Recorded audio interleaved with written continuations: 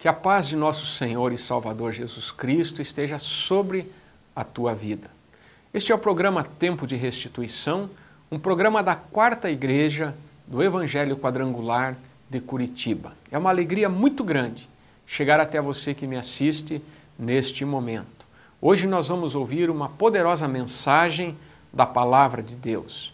Esta mensagem fala de um dos maiores profetas que já passou sobre a nossa terra, João Batista, a voz do que clama no deserto, aquele que veio preparar o caminho para o Messias. E esta mensagem vai falar profundamente ao teu coração.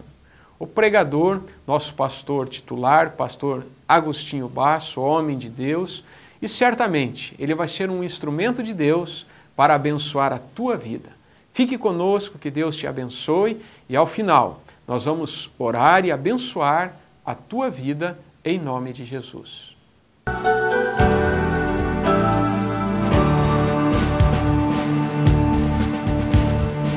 No Evangelho de Lucas, capítulo 1, versos 5 ao 25. Vou repetir mais uma vez o Evangelho de Lucas, capítulo 1, versículo 5 ao versículo 25. O anúncio do nascimento de João. Creio que todos acharam, né?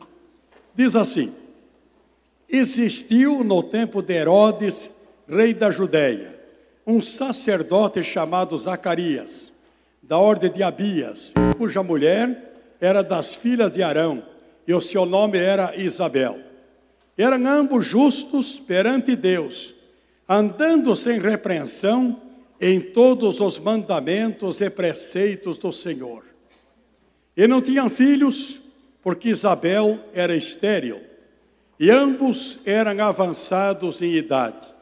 E aconteceu que, exercendo ele o sacerdócio diante de Deus, na ordem da sua turma, segundo o costume sacerdotal, coube-lhe em sorte entrar no templo do Senhor para oferecer um incenso.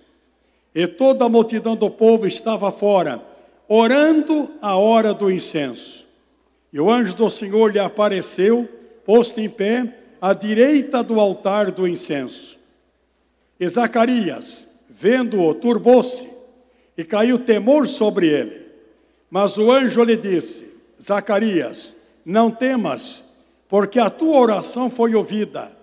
Isabel, tua mulher, dará à luz um filho, e lhe porás o nome de João.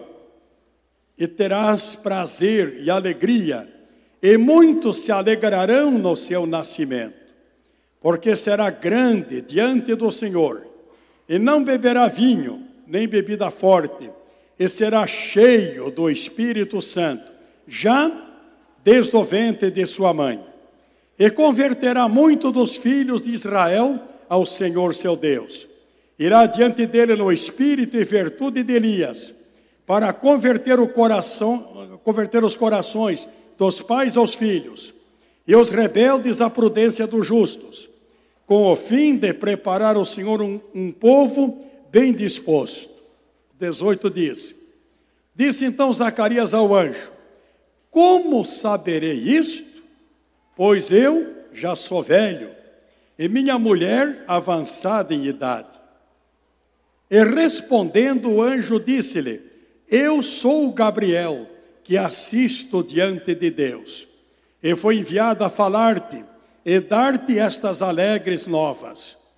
E eis que ficarás mudo, e não poderás falar, até o dia em que estas coisas aconteçam, porquanto não creste nas minhas palavras, que a seu tempo se hão de cumprir. E o povo estava esperando a Zacarias, e maravilhava-se de que tanto se demorasse no tempo. E, saindo ele, não lhes podia falar. Entendera que tinha visto alguma visão no templo, e falava por acenos e ficou mudo. E sucedeu que, terminados os dias de seu ministério, voltou para sua casa. E depois daqueles dias, Isabel, sua mulher, concebeu, e por 5 meses se ocultou, dizendo: assim me fez o Senhor, nos dias em que atentou em mim, para destruir o meu opróbrio entre os homens. Amém, amém. Irmãos, nós vamos agora meditar na palavra de Deus, mas nunca é demais avisar os irmãos. Olha, para ilustrar o que eu quero dizer, tem uma família que eram crentes modernos, tipo crente moderno. Costumava, às vezes em quando, ir num cinema. Mas a vovó era uma mulher temente a Deus, mas muito temente a Deus. Mulher de oração, joelhos calejados, temor de Deus, orando, clamando a Deus. Insistiram com a senhora idosa para ir no cinema. Insistiram, você vai no cinema? Está meio desviado, hein? E insistiram com ela, e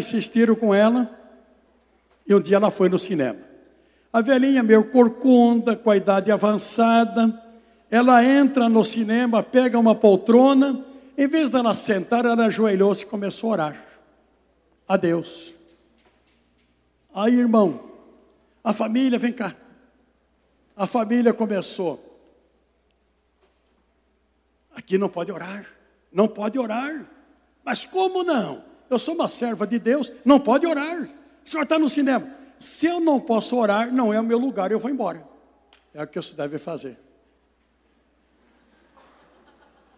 Nós não estamos em um cinema aqui. Aqui não é para comer pipoca, ficar com o celular ligado, ficar querendo dar uma de romântico, né?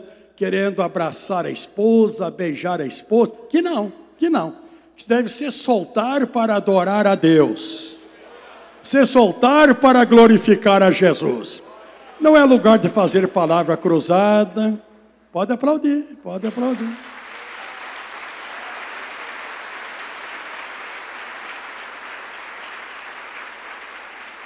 Você deve agora se ligar em Deus e adorar a Deus, glorificar a Deus.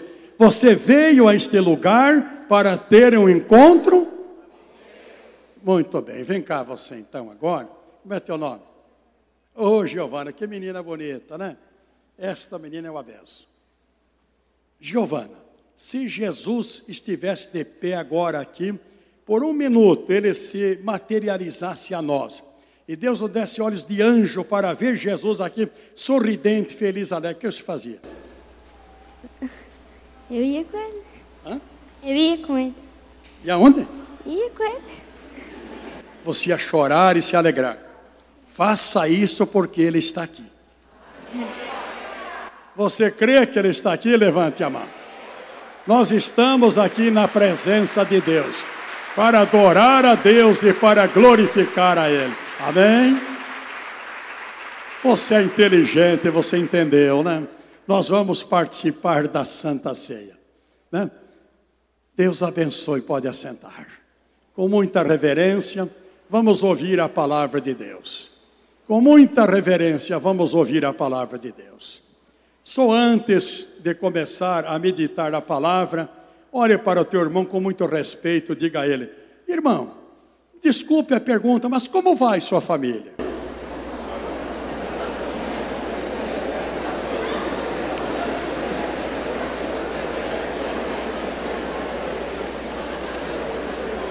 Sua família vai bem, diz aleluia. Mais alto, família vai bem, diz aleluia. Mas pode melhorar, pode ou não pode, e deve melhorar. Escute com atenção. Irmãos, eu quero entrar direto no assunto. Nós estamos numa campanha, já há alguns domingos aí, orando em favor da família, pregando, meditando, falando sobre a família e abençoando a família. Nós estamos passando num momento de crise familiar. Se você ler as estatísticas de divórcio, separações, família destruída, lares assolados, filhos rebeldes, filhos desobedientes, quantos problemas familiares nós temos enfrentado hoje? Quantas crianças abandonadas, crianças em orfanatos, no juizado de menores, em casa de recuperação, quanta tristeza, quanta dor nos lares, nas famílias, nos dias de hoje.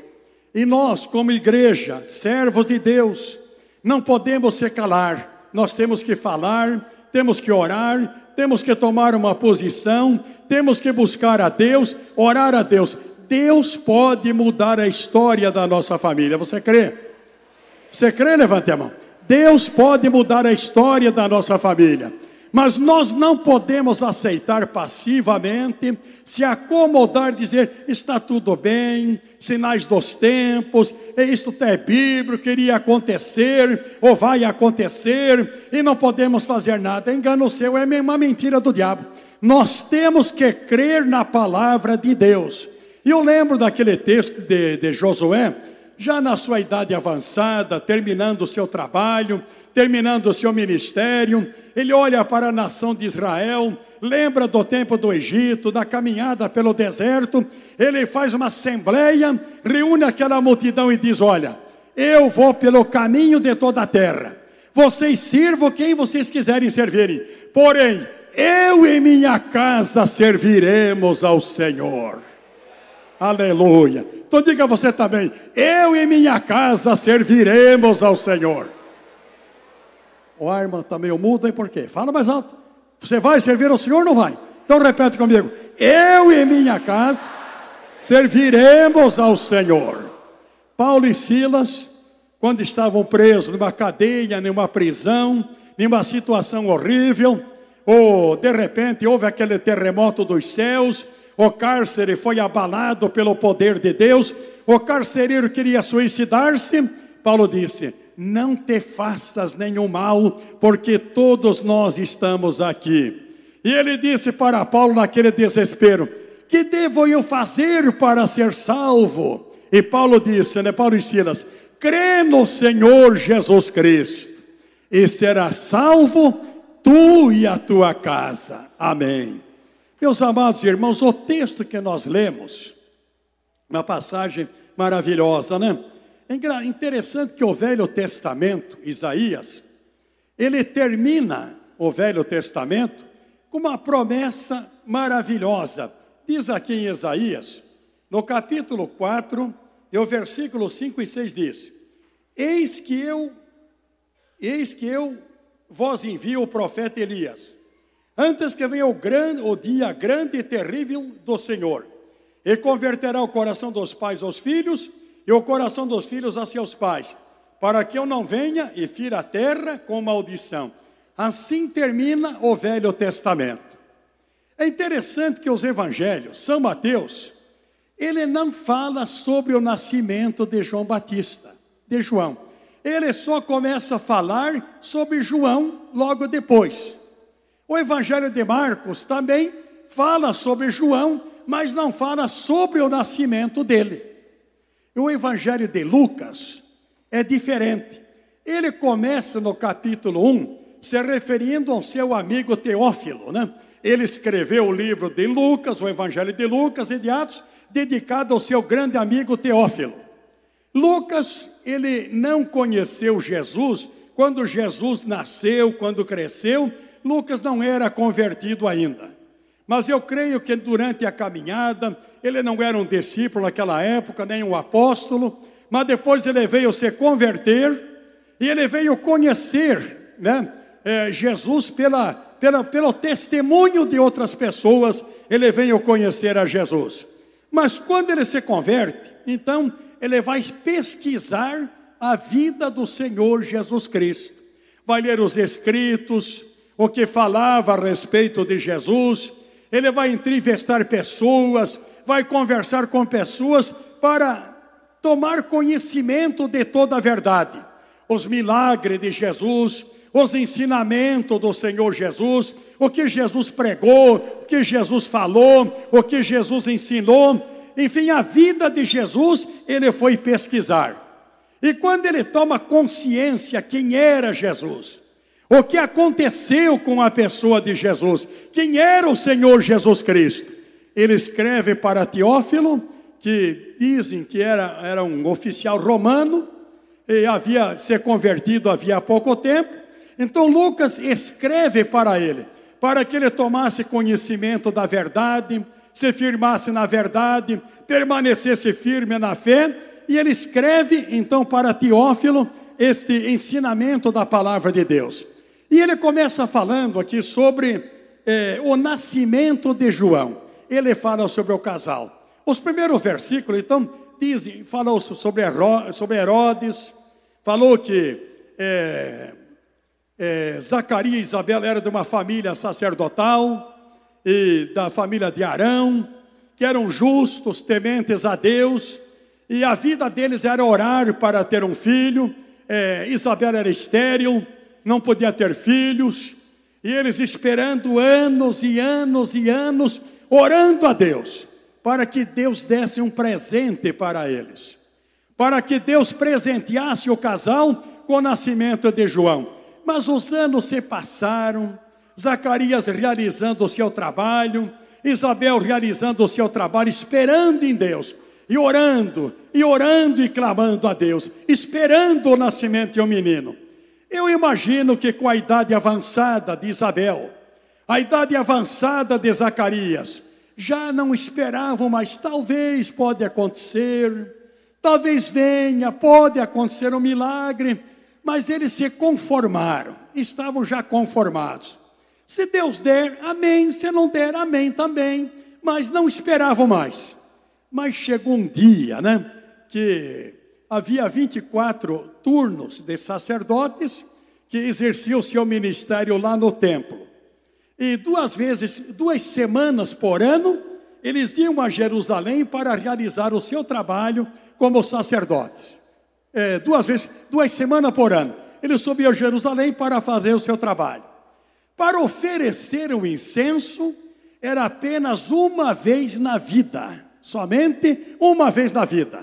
Então, coube a Zacarias naquele dia, para provar, eles ofereciam o incenso pela manhã, antes do sacrifício, e à tarde, antes do sacrifício também. E coube a Zacarias oferecer o incenso naquela tarde.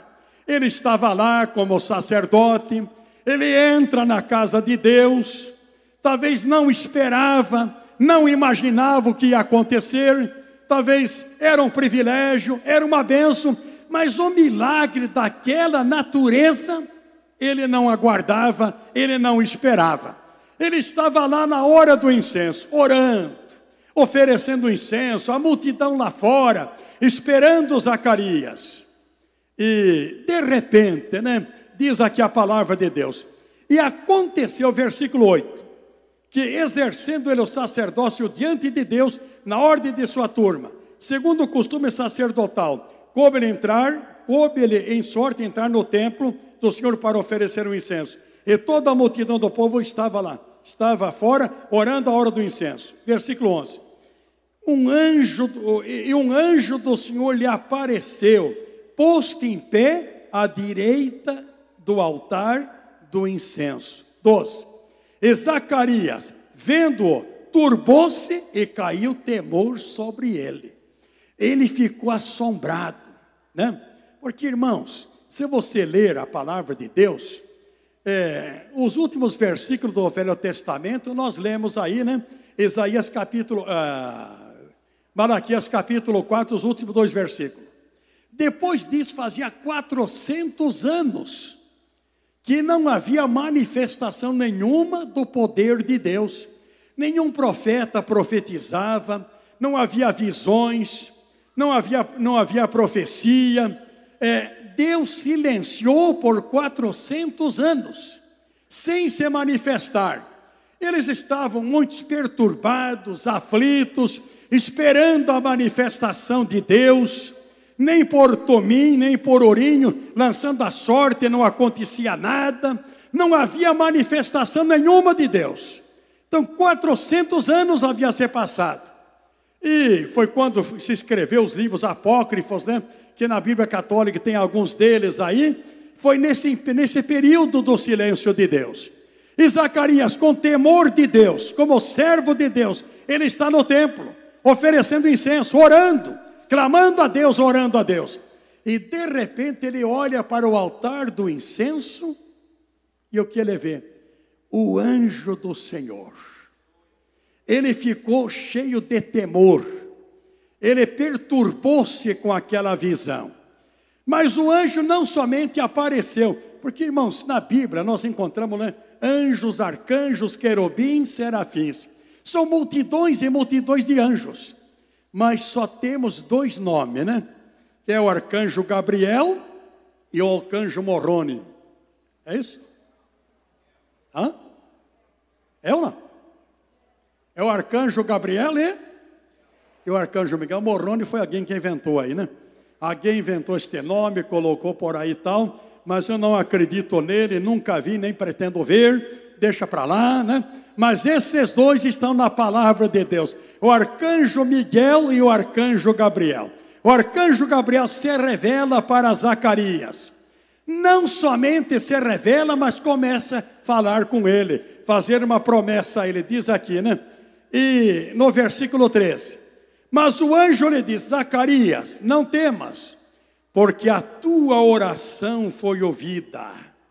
Isabel, tua mulher, dará à luz um filho, e lhe porás o nome de João, e terás prazer e alegria, e muitos se alegrarão no seu nascimento, porque será grande diante do Senhor, e não beberá vinho, nem bebida forte, e será cheio do Espírito Santo, desde o ventre de sua mãe, e converterá muito dos filhos de Israel, ao Senhor seu Deus. Irá diante dele no espírito e virtude de Elias, para converter o coração dos pais aos filhos, e os rebeldes à prudência dos justos, com o fim de preparar ao Senhor um povo bem disposto. Amém?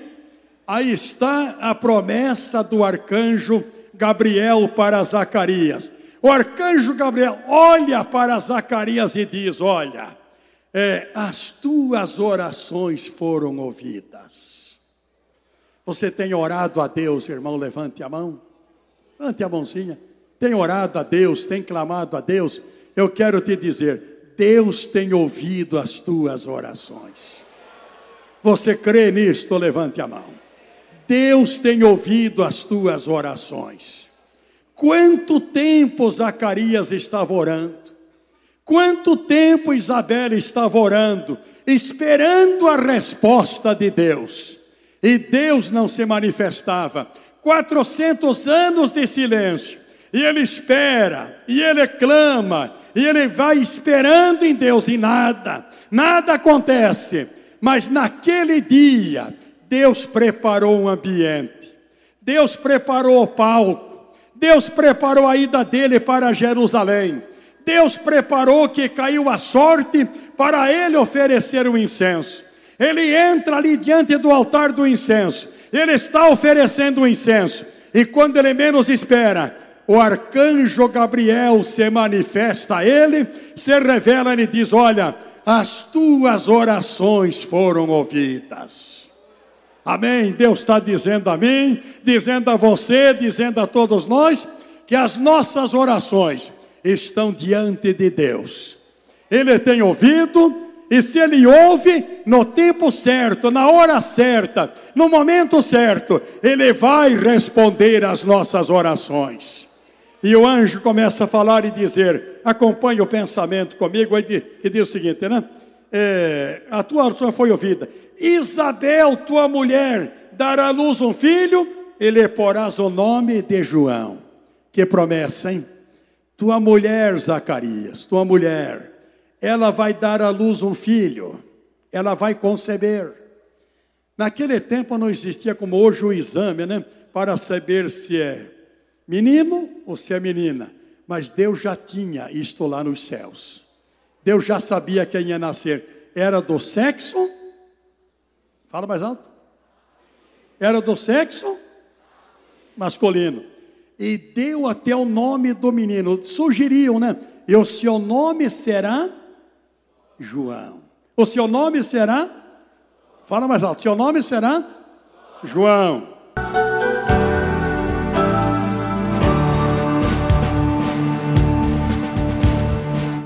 Ouvimos a santa palavra de Deus. Mas pelas contingências do nosso tempo, vamos continuar esta palavra num próximo programa. E você é o meu convidado especial para continuar assistindo a esta bela mensagem. Agora eu quero orar por você.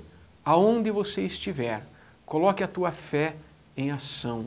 Alinhe a tua fé com os céus e creia que o Deus Todo-Poderoso está olhando para a tua vida neste momento.